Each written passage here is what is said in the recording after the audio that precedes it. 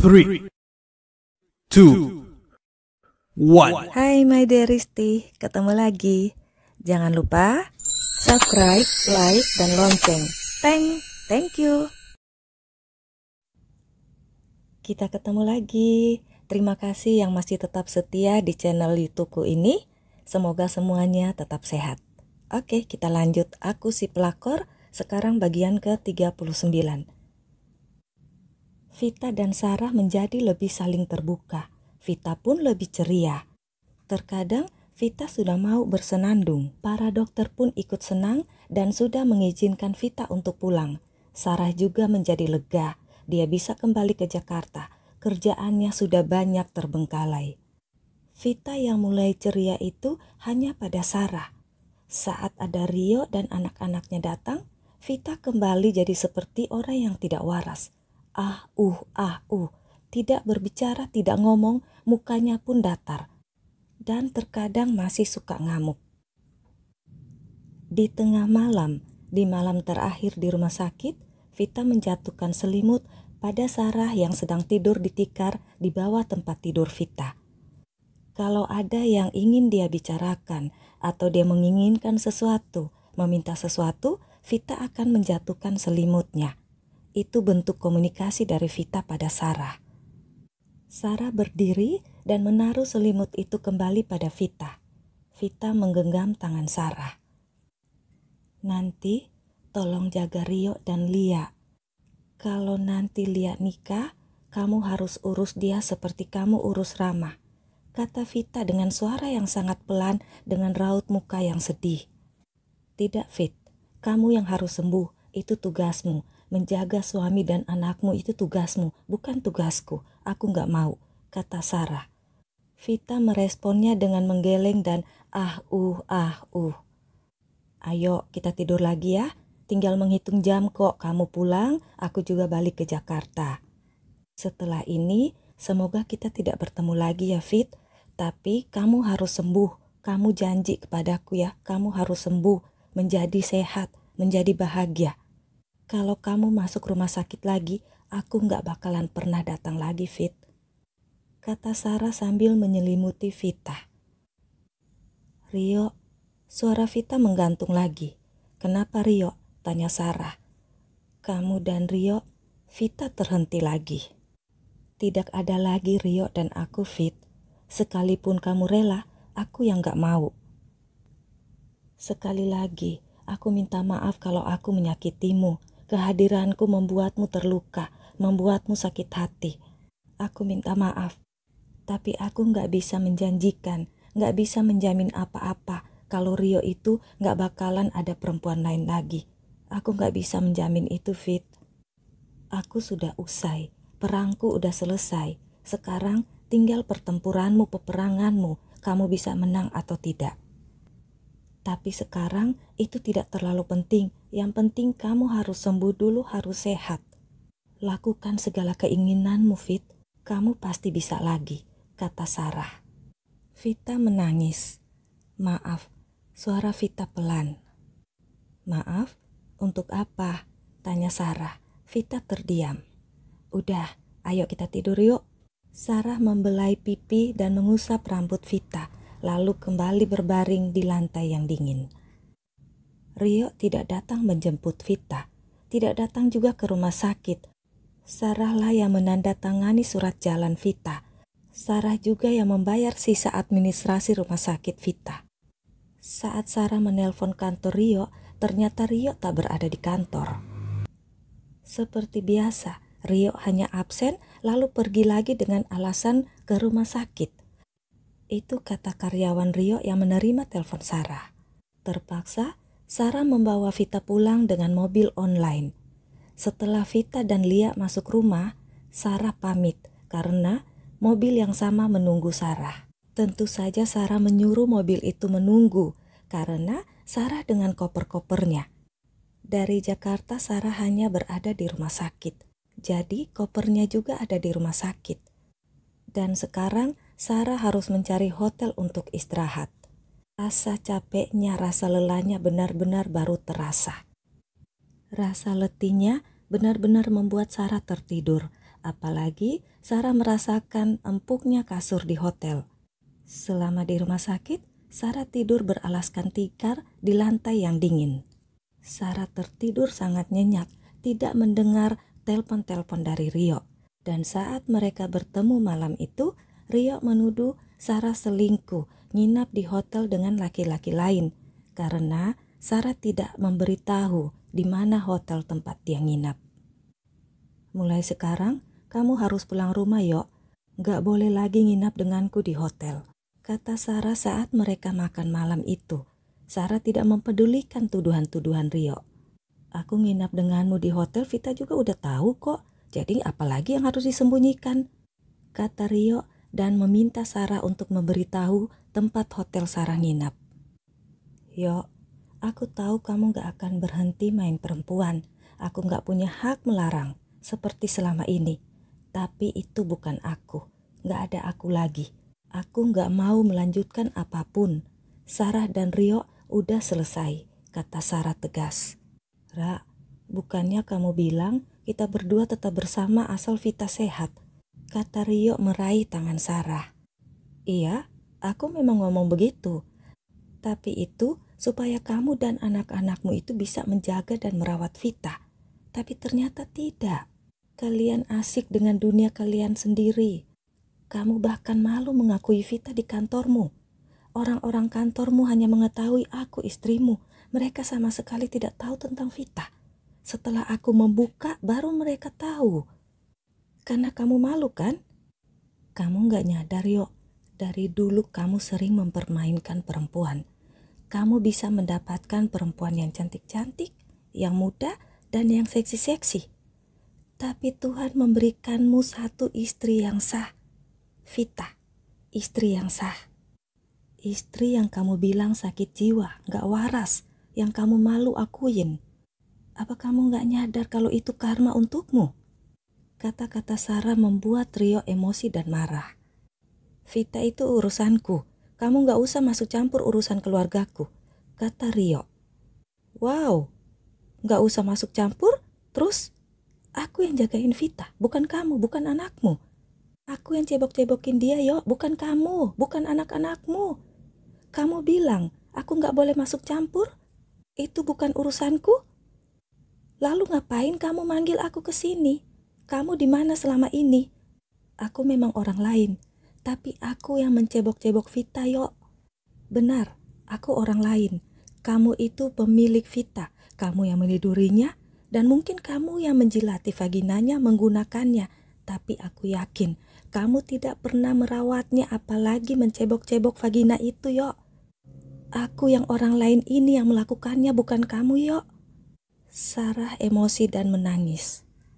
Ra, gak enak tuh banyak orang ngeliatin kita, kata Rio membujuk Sarah. Aku gak yakin Vita bisa sembuh, Yok. Beberapa hari ini aku yang berkonsultasi dengan dokter, bukan kamu. Aku berharap dia sehat dan umur panjang. Tapi aku gak yakin Vita bisa bertahan kalau kalian benar-benar memperhatikan dan menjaga makanannya. Tapi justru itu aku menjadi tidak yakin.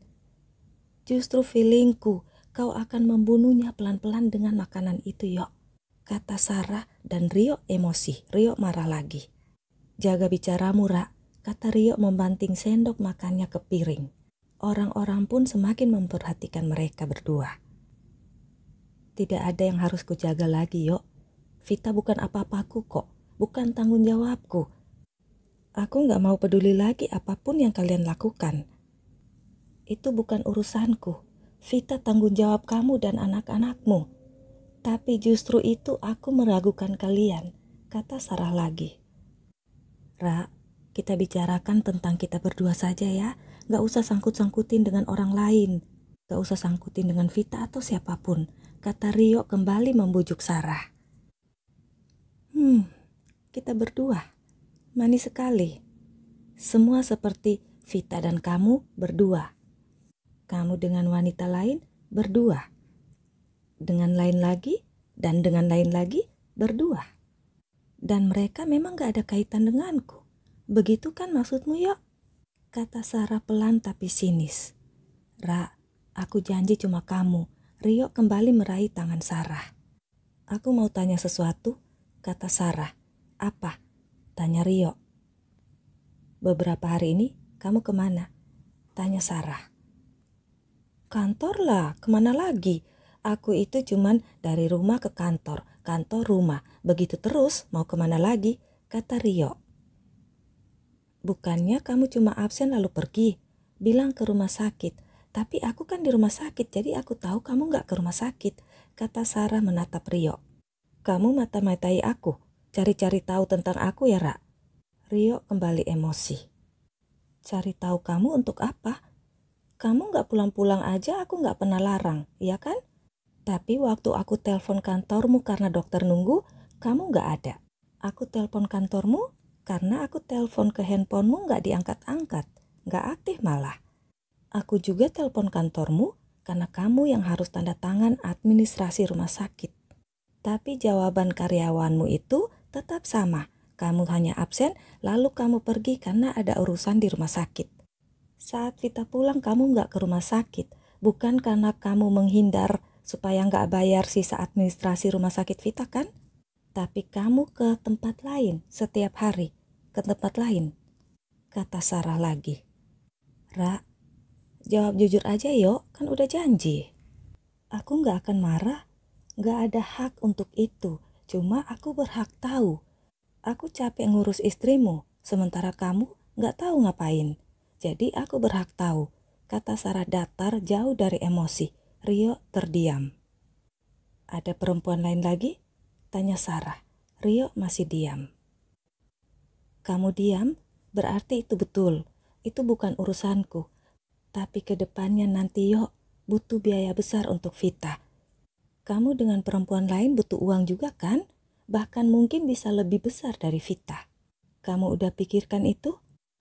Sekarang aja udah pas-pasan untuk hari-hari, cicilan mobil, kuliah Lia, juga untuk Vita. Kamu tahu maksudku kan yo?" kata Sarah. "Iya, aku tahu. Aku gak bakal pakai uang kantor. Aku gak akan korupsi, Ra." Rio sudah agak sedikit teriak, lalu berdiri keluar dari rumah makan. Sarah melanjutkan makannya. Sarah menyelesaikan semua urusan tentang pernikahan Rama, lalu kembali ke Jakarta. Saat pernikahan Rama, Sarah tak ke Manado. Sarah masuk rumah sakit karena kelelahan menjaga Vita dan mengurus pernikahan Rama itu. Sebenarnya, masuk rumah sakit itu hanya sebuah alasan bagi Sarah. Sarah bisa saja istirahat di rumah. Tapi dengan begitu, Rio akan memaksa Sarah untuk ke Manado. Begitu juga Rama. Saat di rumah sakit pun, Rama berkali-kali memohon untuk Sarah ke Manado saat pernikahannya. Rama khawatir pernikahannya terbengkalai dan menjadi kacau balau.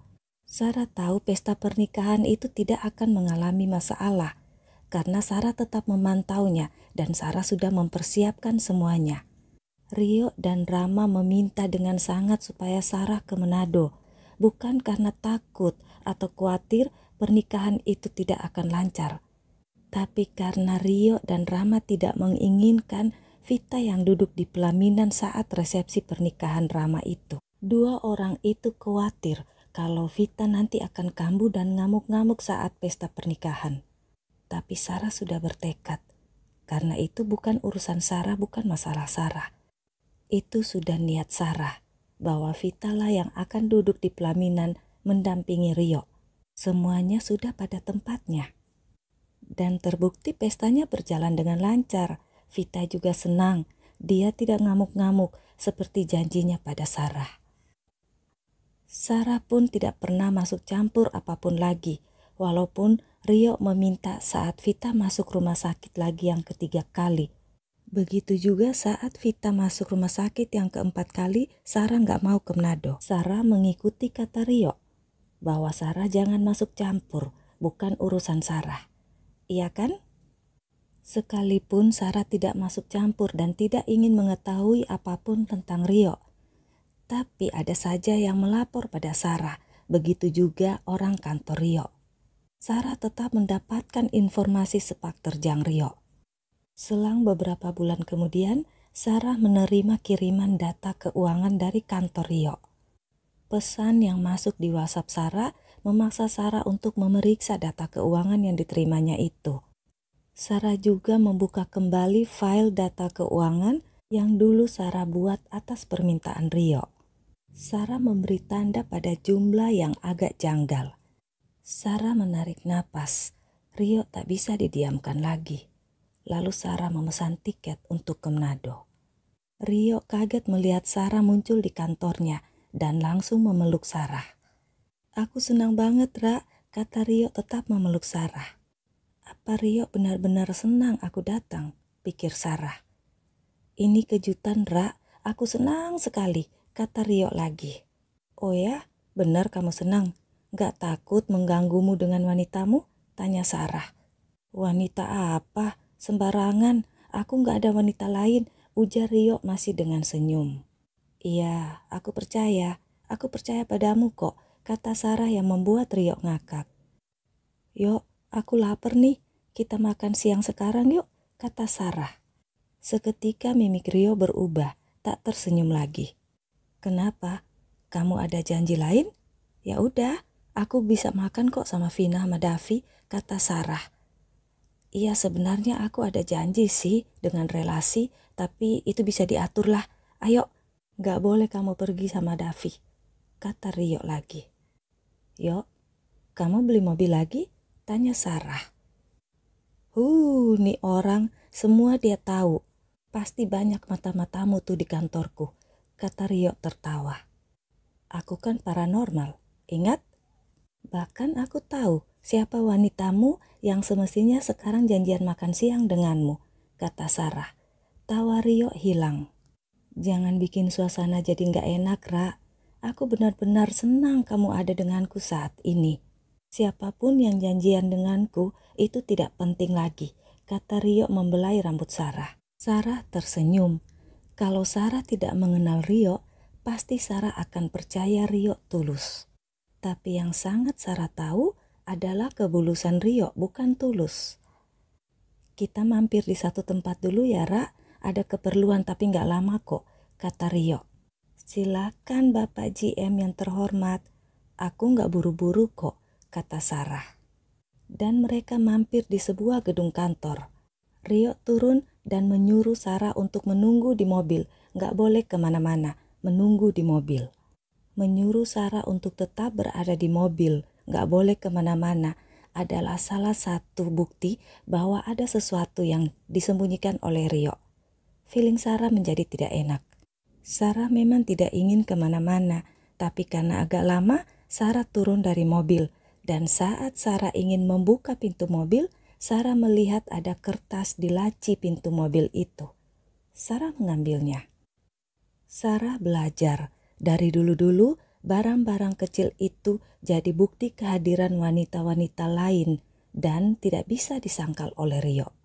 Misalnya, saat Sarah menemukan satu buah anting, atau lipstik, atau tisu yang penuh dengan lipstik. Hal-hal kecil tapi menjadi bukti nyata. Sarah membuka kertas yang ditemukannya. Ternyata sebuah amplop bertuliskan nama Ibu Lala. Dan di sudut amplop ada tercetak nama kantor. Nama kantor yang sama yang ada di depan Sarah sekarang. Sarah sedang berdiri di depan kantor yang tertulis di amplop itu.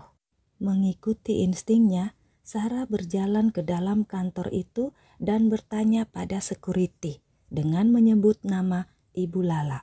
Security itu menunjuk pada seorang wanita dan Rio ada bersama wanita itu. Sarah memotretnya dan kembali ke mobil, duduk sambil mendengarkan musik di handphonenya, menunggu Rio.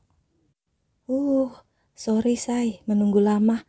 Pak Iwannya lagi ke toilet, jadi aku juga agak lama nunggunya.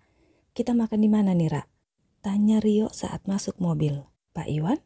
tanya Sarah. "Iya, orang yang kutemui di dalam," kata Rio. "Oh, Pak Iwan itu orangnya rambutnya sebahu ya, pakai blazer biru?" tanya Sarah lugu. Rio tentu saja terkejut dan menatap Sarah. "Ra, Pak Iwan atau Bu Lala?" kata Sarah balas menatap Rio. "Bu Lala itu asistennya Pak Iwan, Ra. Karena Pak Iwannya ke toilet, jadi Bu Lala yang menemaniku. Jawab Rio dengan suara agak gugup. Oh, ya udah. Kayaknya Bu Lala itu belum makan siang deh, Yok. Ini kan dia makan siang. Gak ada siapa-siapa di sana, termasuk Pak Iwan juga. Cuman ada Bu Lala. Mungkin dia menunggu seseorang yang sudah janjian makan siang dengannya. Harusnya tadi itu kamu ajak aja dia makan siang bareng kita, Yok, kata Sarah. Ngapain? Bikin repot aja. Gak penting-penting amat. Dia itu kan cuma karyawan. Gak ada urusan denganku, Ra, kata Rio tapi suaranya agak emosi. Menjaga hubungan baik dengan relasi itu penting, Yok, kata Sarah. Udah deh, aku ingin bersama kamu aja, Ra, cuma berdua kamu, kata Rio. Mereka makan siang dengan canda tawa. Makan siang terakhir Rio dan Sarah. Dinginnya hatiku terasa membeku. Oke, my dear Risti kesayangan, sampai bertemu di bagian berikutnya ya. Bye-bye. Muah.